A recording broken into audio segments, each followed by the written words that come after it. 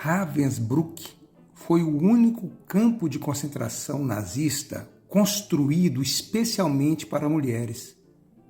O acampamento recebeu o nome da pequena vila que fica ao lado da cidade de Fürstenberg e fica a cerca de 80 quilômetros de Berlim. As mulheres que chegavam à noite às vezes pensavam que estavam perto da costa, porque sentiam o sabor do sal no vento. Elas também sentiram a areia sob os pés. Quando amanhece, veem que o acampamento foi construído à beira de um lago e cercado por uma floresta. Himmler gostava que seus acampamentos ficassem em áreas de beleza natural e, de preferência, escondidos da vista. Hoje, este campo de concentração ainda está escondido. Os crimes terríveis cometidos lá e a coragem das vítimas são em grande parte desconhecidos. Além do trabalho forçado, que podia chegar a mais de 12 horas por dia, as mulheres eram submetidas também à tortura, prostituição forçada, estupro e muitas delas também usadas como cobaias em toda sorte de experimentos científicos, que muitas vezes eram atos de puro sadismo disfarçados. A crueldade definiu os dias dessas pessoas em Ravensbrück. Ravensbrück foi inaugurada em maio de 1939, pouco menos de 4 meses antes do início da Segunda Guerra Mundial, e foi libertado pelos russos 6 anos depois. Foi um dos últimos campos a serem alcançados pelos aliados. No primeiro ano havia menos de 2.000 prisioneiras, quase todas alemãs. Muitas foram presas porque se opunham a Hitler. Comunistas, por exemplo, e testemunhas de Jeová, que chamavam Hitler de anticristo.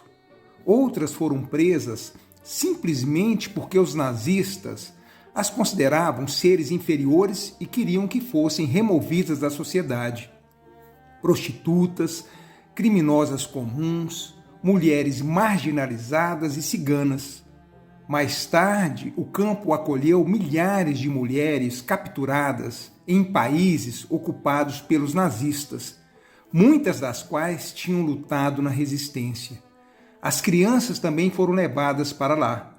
Uma pequena proporção das prisioneiras, cerca de 10%, eram judias, mas o campo não foi formalmente designado como campo para judeus.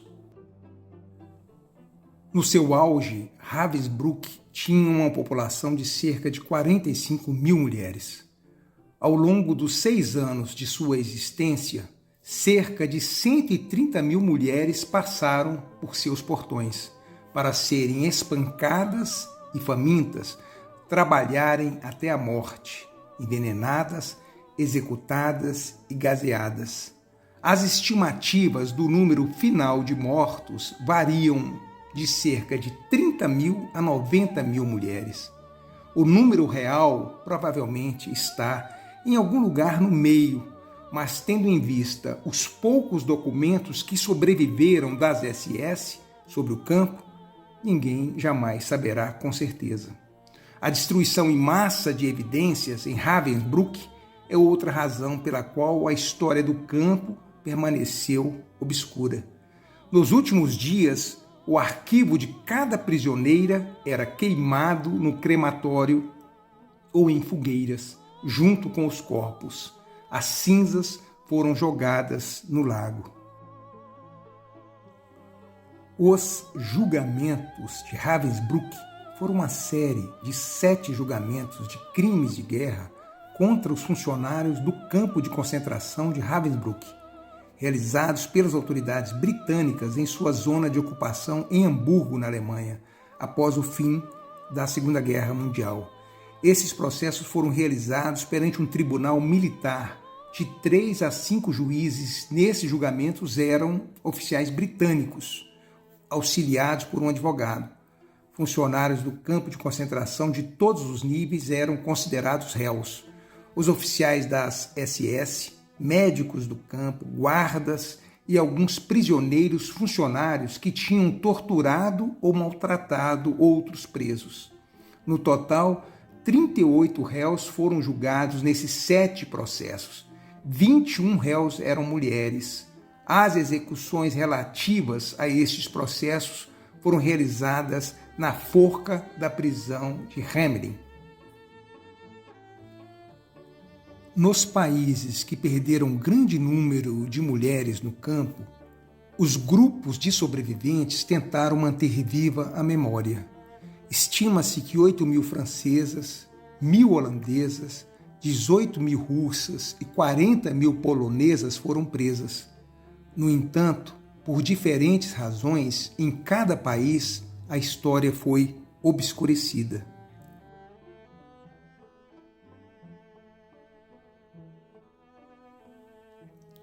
Hoje, os historiadores diferenciam os campos, mas os rótulos podem enganar. Ravensbrück é frequentemente descrito como um campo de trabalho escravo, um termo que diminui o horror do que aconteceu e também pode ser construído para sua marginalização. Certamente era um importante local de trabalho escravo. A Siemens, a gigante elétrica, tinha uma fábrica lá, mas o trabalho escravo era apenas uma etapa no caminho da morte. As prisioneiras da época chamavam Ravensbrück de campo de extermínio. A sobrevivente e etnóloga francesa Germaine Tillion chamou-lhe um lugar de extermínio lento. Enquanto a fadiga, a exaustão e as doenças e finalmente as mortes causadas pelas péssimas condições de vida das prisioneiras do campo de Ravensbrück, os seus funcionários são registrados em fotos, com a equipe de guardas femininas sobressaindo-se, cantando alegremente, em cena que nos faz lembrar uma atmosfera bucólica e romântica em meio à destruição e dor alheia.